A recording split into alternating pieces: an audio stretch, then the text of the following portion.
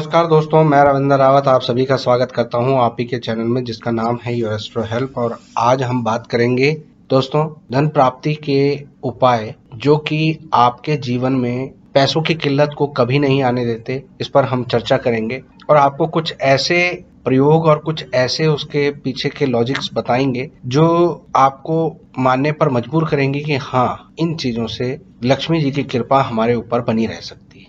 दोस्तों, आप सभी जानते हैं कि हमारे संस्कारों में, हमारे नॉलेज में हमेशा ये कहा जाता है कि हमें लोगों की मदद करनी चाहिए, लोगों को सपोर्ट करना चाहिए। अगर हम सक्षम हैं तो जो हमसे बन सके हम अपनी मदद लोगों को दें। लेकिन जब हम बात करते हैं ज्योतिषीय नजरिए से तो हम लोग दान पुण्य पर और प्रसाद के रूप में, सेवा के रूप में उसे मोल्ड करते हैं।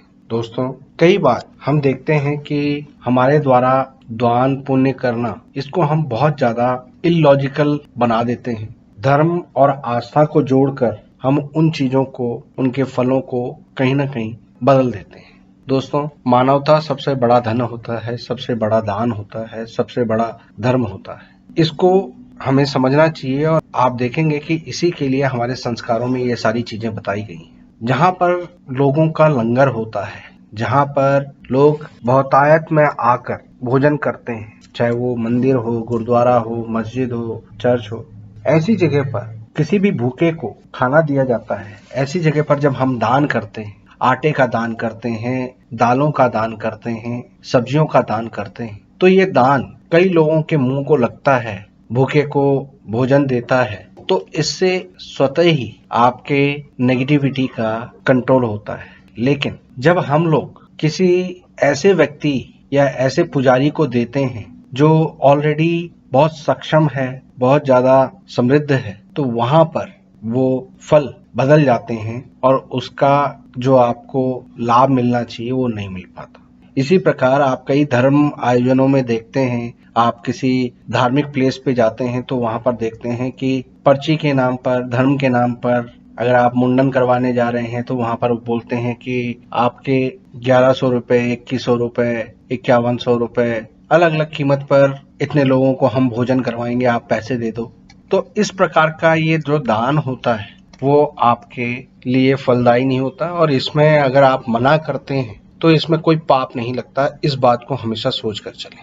दोस्तों, अगर हमें अपनी लाइफ में पैसे की किल्लत से बचना है, धन लक्ष्मी की कृपा हमारे ऊपर बनी रहे, उस चीज को इंश्योर करना है, तो हमें जीव जंतुओं को, जो हमारे इर्द गिर्द पक्षी, कीट, कीटाणु या जानवर हैं जो हम लोगों पर ही आश्रित हैं, जैसे हमारे आसपास के कुत्ते, बिल्लियां, गाय, बंदर, खरगोश, चींटियां, ये हम पर डिपेंडेंट हैं। इनको हमारे द्वारा ही भोजन की प्राप्ति हो सकती है। जब हम इनको आटे की गोलियां, आटा चीनी मिलाकर चींटियों को डालना, पक्षियों को अनाज डालना, इस तरह के काम करते हैं तो इससे आत्मिक संतुष्टि तो मिलती है, साथ में माता लक्ष्मी भी प्रसन्न होती हैं, क्योंकि आप सक्षम हैं और वो असक्षम हैं। उन असक्षमों को जब आप अपनी तरफ से चीजें प्रोवाइड करते हैं तो उसका पुण्य आपको मिलता है। दोस्तों, हमारे इर्द गिर्द बहुत सारे ऐसे लोग हैं जो कुदरत या किसी हादसे के शिकार हैं। किसी को आंखें नहीं है, किसी के हाथ पैर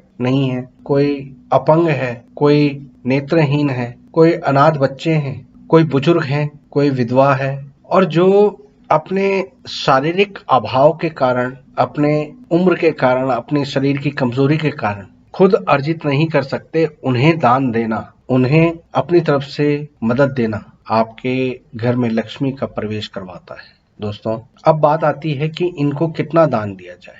हर किसी को दान करना चाहिए, अपने अपनी क्षमता के अनुसार करना चाहिए, लेकिन यहाँ पर बात समझने की जरूरत है कि 10वां अंश बोला गया है आपकी कमाई का। अगर एक इंसान कोई व्यापार कर रहा है, महीने के 1 लाख रुपए कमा रहा है, लेकिन वो उसकी ट्रांजैक्शन है या वो उसकी कमाई है, मगर उस कमाई में उसका खर्चा 90,000 का है, उसे बचत केवल 10,000 की हो रही है, तो ऐसे में उस 10,000 का 10वां अंश वो दान करे तो बरकत आती है। लोग इस चीज को भी गलत तरीके से ले लेते हैं। जितनी सेल हुई है उसका 10वां अंश लेकर वो अपने आप को नुकसान में डाल देते हैं। दोस्तों इन चीजों को समझना बहुत जरूरी है। शास्त्र कहता कुछ है, लोग उसको प्रेजेंट किसी तरीके से करते हैं, कुछ समझते गलत तरीके से हैं और उसका प्रभाव फिर हमें लाभ की जगह नुकसान में देखना पड़ता है।